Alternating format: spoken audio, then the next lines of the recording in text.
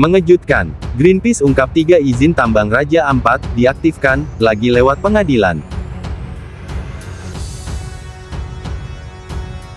Kami melihat sebenarnya dengan mata kepala sendiri. Saya datang ke sana, kami memfoto di sana, dan itu sudah berbulan-bulan, Bang. Dan isu tentang Raja Ampat ini sebenarnya bukan baru kali ini diangkat. Oh, ya. Tahun 2022, Kompas juga sudah pernah meliput ke Pulau Gak, dan limpasan lumpurnya sudah di mana-mana. Tapi saya bahkan Kementerian Lingkungan Hidup sendiri, Bang, sudah mengatakan bahwa ada pelanggaran lingkungan hidup di kelimanya ini. Bahkan ada juga di PT Gak, tapi Pak Menteri bilang sangat minor sekali. Jadi jangan Pak Jokowi ini sudah diekspos. Sudah. Tapi tutup begitu saja, hilang begitu saja. Begitu saja, tidak digubris. Maka masyarakat ini harus bersuara, Bang. Kita harus bersuara. No viral, no ratas sekarang, Bang.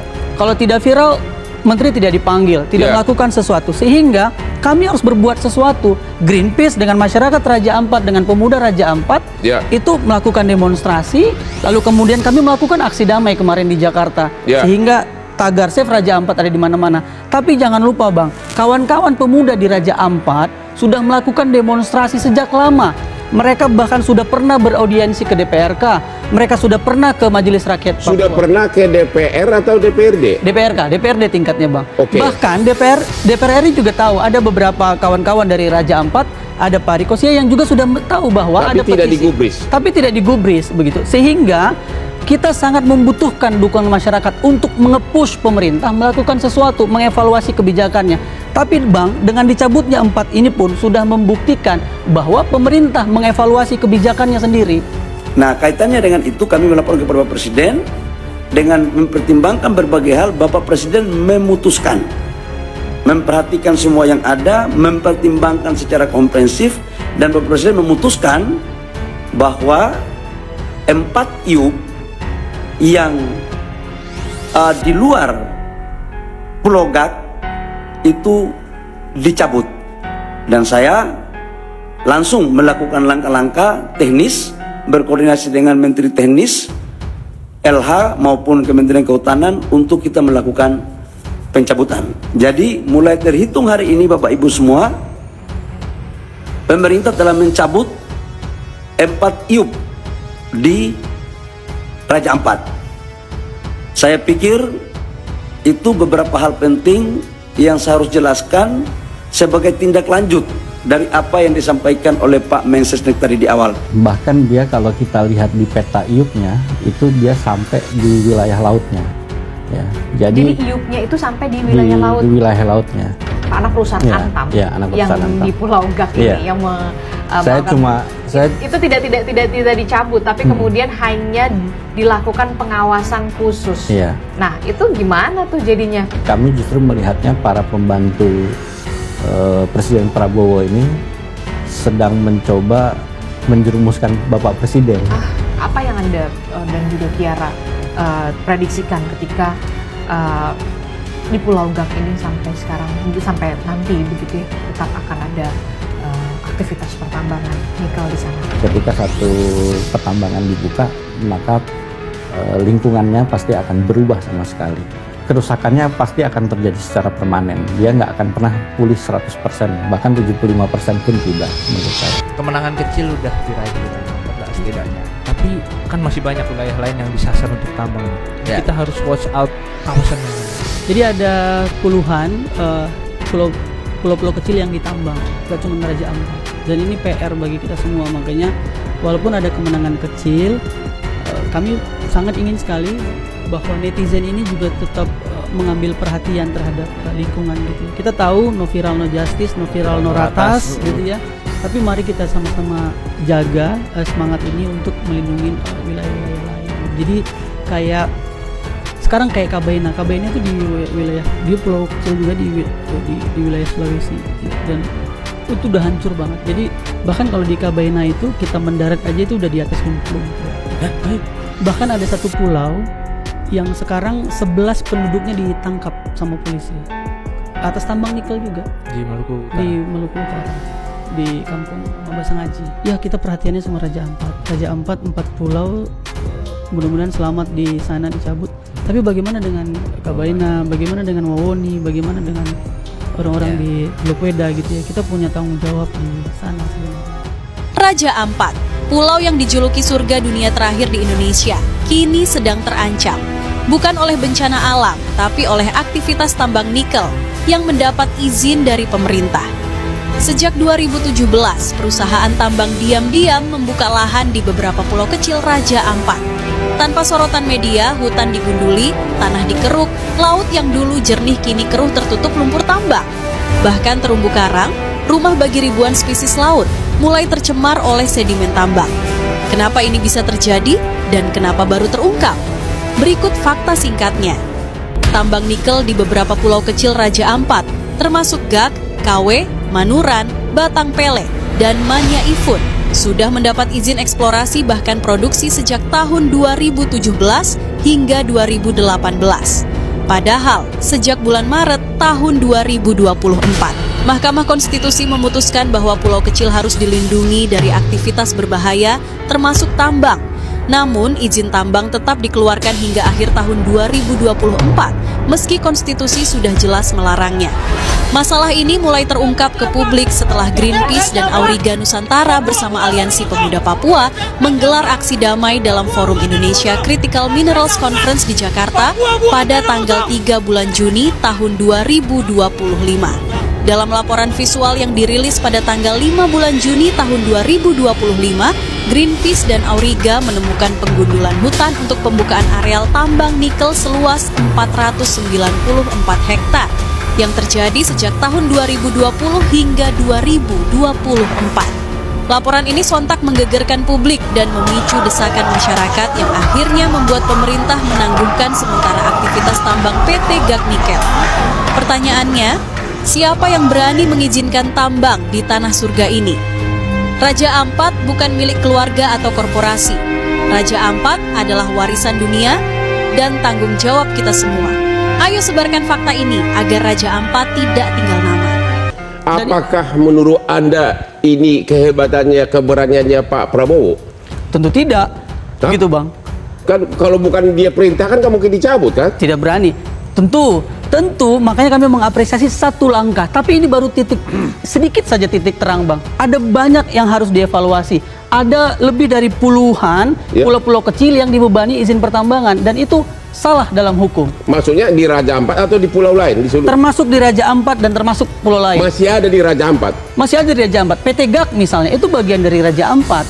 Katanya memang dia tidak masuk dalam geopark. Tentu, dia belok begitu, Bang. Ya. Tidak dan masuk itu ke Raja Ampat. Punya negara ya? Dan itu punya negara. Ya. Dan kami belum ada satupun pemerintah atau DPR ya Bang Rada, Pak Toto di sini bisa kita tanya gitu ya. Apakah memang dibolehkan pertambangan mineral batubara di pulau-pulau kecil? Ya. Ada nggak yang berani menjawab boleh gitu, Bang? Kita tantang nih. Ada Pak Bahlil misalnya, ada Pak DPR misalnya. Ada tidak dari pemerintah dan legislatif yang benar-benar berani menyatakan bahwa pertambangan di pulau-pulau kecil boleh? Kita tanya ke Pak DPR, Pak Toto. Boleh nggak pertambangan di pulau-pulau kecil, apalagi dengan Raja Ampat yang sangat indah? Ya gini, kalau pertanyaan itu ditujukan untuk pulau-pulau kecil pada umumnya, jawabannya sudah jelas, tidak boleh. Tidak boleh kan Pak? Tidak boleh. Tidak boleh. Ya. Tapi kalau yang di Raja Ampat, kan sudah jelas nih pemerintah sudah nyabut. Ya. Sudah sesuai dong, artinya permintaan dari Greenpeace dan juga suara masyarakat. Izin pertambangan di pulau-pulau kecil ini sudah dicabut oleh pemerintah. Jadi ini sudah benar pemerintah kita apresiasi ya, terutama kepada Bapak Presiden kita Pak Prabowo yang sudah tegas mengatakan. Jadi Anda memuji Pak Prabowo karena rupanya sudah diributkan zamannya Pak Jokowi. Tapi kok didiamkan saja, bagaimana itu? Ya sudah lah, pokoknya sekarang ini hebat, sudah dicabut kan, sudah sesuai dengan undang-undang. Tak hanya di Raja Ampat, puluhan pulau kecil lainnya di Indonesia juga terancam dampak pertambangan. Pekan ini akhirnya pemerintah telah mencabut izin pertambangan 4 perusahaan tambang di pulau-pulau kecil di wilayah Kepulauan Raja Ampat. Menurut Greenpeace, aktivitas tambang berlangsung di Pulau Gak, Pulau Kawe, dan Pulau Manuran. Ketiganya termasuk kategori pulau kecil.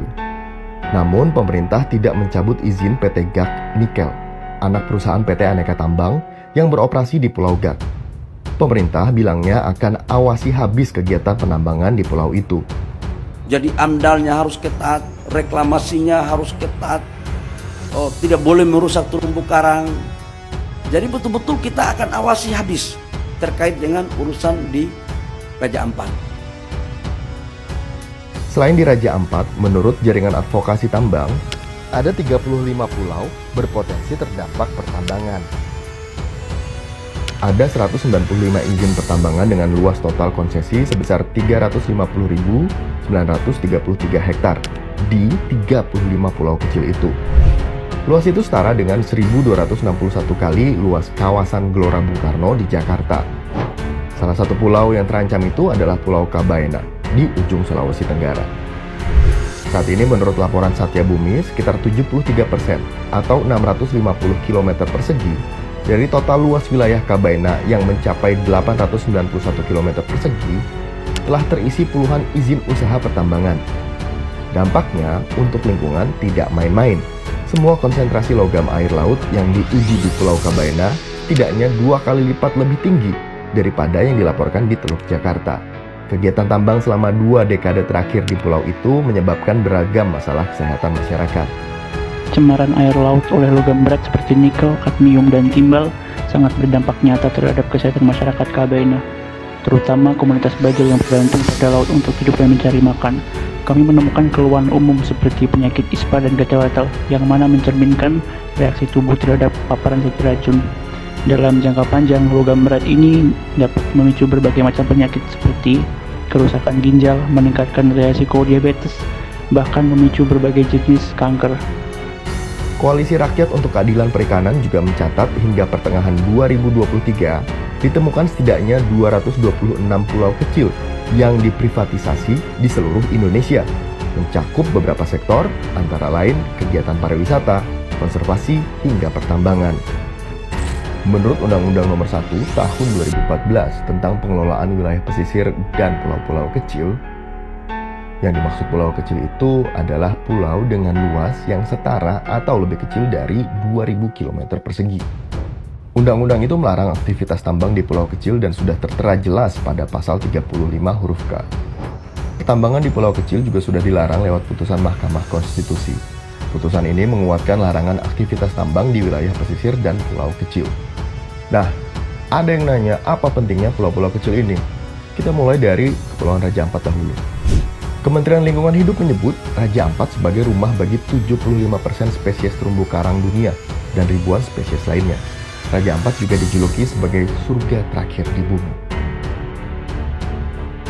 Menurut Hirmas F. Putra, dosen ekologi Departemen Biologi FMIPA Institut Pertanian Bogor, pulau-pulau kecil bisa jadi memiliki keanekaragaman hayati yang tidak ditemukan di pulau lain.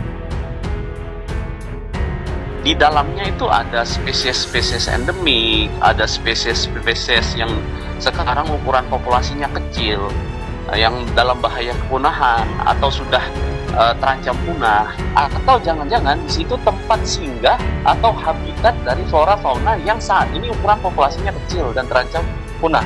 Ketika itu dibuka misalnya untuk pertambangan, burung-burung ini kehilangan untuk tempat mampir gitu ya, tempat shelter gitu.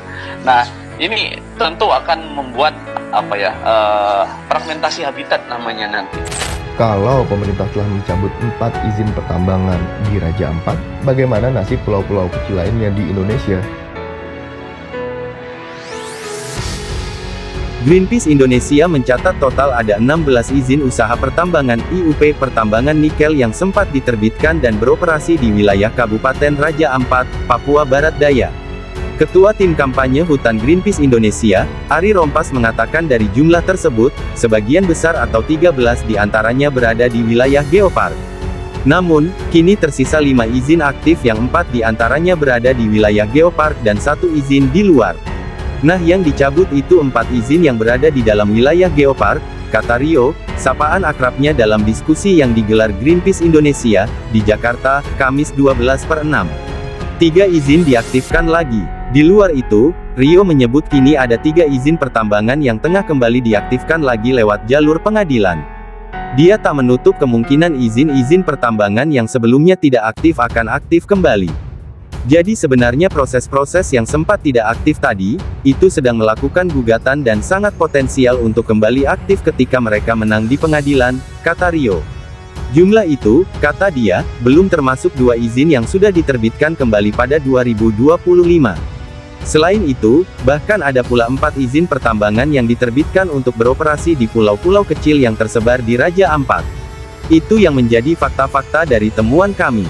Jadi kita perlu hati-hati bahwa pencabutan izin yang dilakukan Menteri ESDM setelah bertemu dengan Bapak Prabowo ini masih menjadi pertanyaan besar, katanya.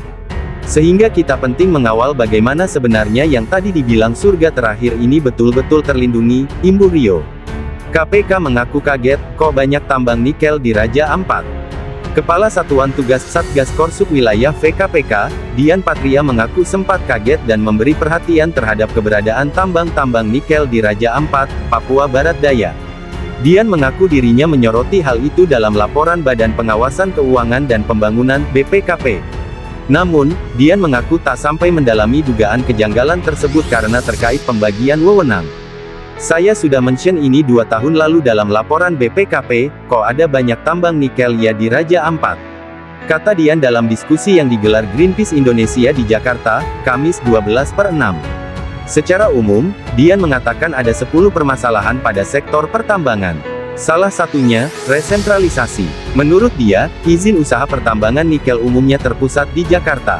Menurut Dian, UU Cipta Kerja memang memberikan kemudahan dalam berinvestasi tapi sulit dalam pengawasan. Umumnya, Dian mengungkap ada banyak aturan tumpang tindih antara UU Ciptaker dan undang-undang yang lain. Rasanya Omnibus memberikan kemudahan investasi, tapi untuk pengawasannya enggak ketemu.